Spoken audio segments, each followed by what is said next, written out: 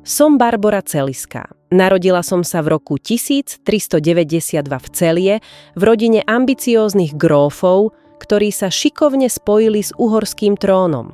Ako najmladšia dcéra Hermana II. Som bola od detstva vychovávaná k moci.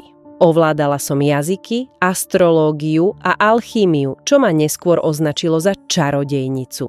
V 15 rokoch ma Žigmund Luxemburský, 40-tnik s ryšavými vlasmi a vášňou pre vojny, vzal za manželku v Krapine. Nebolo to o láske, ale o aliancii. Celisky získali vplyv, on lojalitu proti Osmanom. Spolu sme založili rád Draka, kde som vystupovala ako rovnocenná, neobvyklé pre ženu tej doby, čo odráža moju emancipáciu. Ako uhorská kráľovná, neskôr nemecká a cisárovná, som regentovala počas Žigmundových absencií. Riadila som Uhorsko, organizovala obranu proti husitom, spravovala bane v Kremnici a hrady ako Likava v Liptove. Oblasti, ktoré mi prinášali obrovské bohatstvo. Toto bohatstvo ma robilo najmocnejšou ženou éry, no vyvolalo závisť.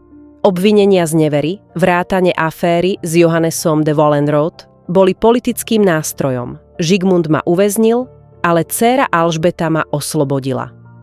Po Žigmundovej smrti ma Albrecht II. Obvinil z intríg, zhabal majetok a uväznil v Bratislave.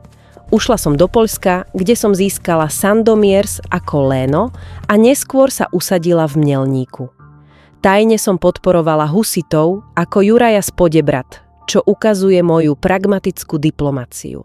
Zomrela som v 1451 na mor, pochovaná v Prahe.